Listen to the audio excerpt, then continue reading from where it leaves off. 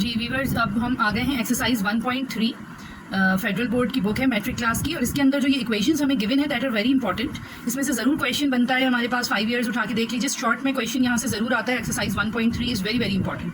यहाँ पे तकरीबन 4-5 टाइप के क्वेश्चन हैं, जिसमें से हर टाइप के क्वेश्चन को मैं कवर करूँगी, but not all the parts, लेकिन सिमिलर पार्ट्स जो हैं उनमें से मैं एक दो क्वेश्चन करूँगी। अब यहाँ पे देखिए मैंने पार्ट नंबर 2 क्वेश्चन नंबर 2 यहाँ पे लिया है। Question number 1 and 2 are similar, तो यहाँ मैं क्वेश्चन नंबर 2 को सॉल्व कर रही हूँ। इसमें देखिएगा कि जब हमारे पास क्वाड्रेटिक इक्वेशन हो लेकिन हमारे पास उसकी पावर 4th पावर में गिवन हो, तो अब how we can solve it. सबसे पहले तो हम इसको स्टैंडर्ड फॉर्म में लेकर आएंगे, यानी हम 9x² को शिफ्ट करवाएंगे लेफ्ट हैंड साइड पे, and this constant 4 as well to get 2x की power 4 minus 9x² plus 4 is equals to 0। अब ये हमारे पास आ तो गई है स्टैंडर्ड फॉर्म में, बट यू कैन सी के हमारे पास जो हाईएस्ट पावर है that is 4 then 2 and then 0। तो इसके दो तरीके हैं कि या तो हम इसको इसी तरह ही सॉल्व करवा लें, या फिर दूसरा मेथड ये होगा हमारे पास कि हम इसको सब्स्टिट्यूट करवा दें।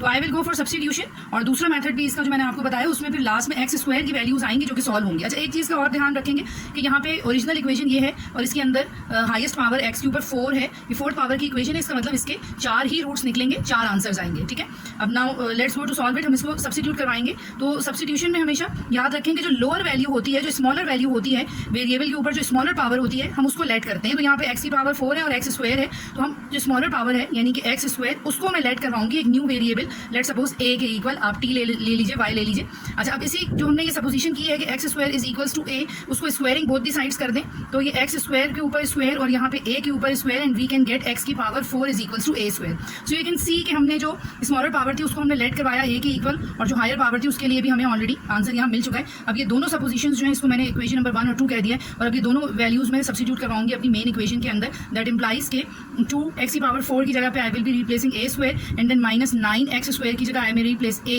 And then plus 4 is equals to 0। And now you can see कि हमारी जो इक्वेशन है ये रेगुलर स्टैंडर्ड क्वाड्रेटिक इक्वेशन में कन्वर्ट हो गई है with a as the variable. Now we have the choice to solve it, यानी we can go for any of the 3 methods we have learn to solve the quadratic equation. उसमें हमने 3 methods learn किए थे और उन तीनों में से हम कोई भी मेथड यहाँ पर यूज़ कर सकते हैं। तो I am going for factor method. तो फैक्टर्स के लिए देखिएगा फर्स्ट और लास्ट टर्म को हम मल्टीप्लाई कराएंगे, तो इट विल बी 4 2 8 a², और अब इसका मिडिल टर्म है माइनस का 9, तो इसमें मैं 8 1 8 को ही फैक्टर ले लूँगी, तो 8a एंड नेगेटिव 8 है एंड नेगेटिव a, तो minus 8 and minus 1 will be minus 9 and it will be positive 8a² upon multiplication. तो ये दो फैक्टर्स हमने इसके बना लिए हैं, तो minus 8a minus a plus 4 is equals to 0, and then 2a is common in first 2 terms, a minus 2 4 8, and then यहाँ पे कुछ भी कॉमन नहीं है, 1 कॉमन है, एंड a माइनस 4। जब माइनस का साइन कॉमन पे आता है तो ब्रैकेट के अंदर साइन चेंज हो जाता है, अगर पहले प्लस था तो अब माइनस हो जाएगा। Now a minus 4 is common in both the terms, तो ये a माइनस 4 और ब्रैकेट में बचेगा 2a minus 1 is equals to 0। दो फैक्टर्स आ गए, यहाँ से a की वैल्यू कैलकुलेट करेंगे। अब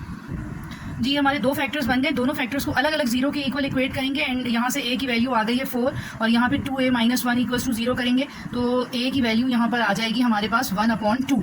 अच्छा, अब remember that a is not our original variable. हमारी ओरिजिनल जो इक्वेशन थी वो x की टर्म्स में थी, और हमने जो मेजर सपोजिशन की थी that was x² is equals to a।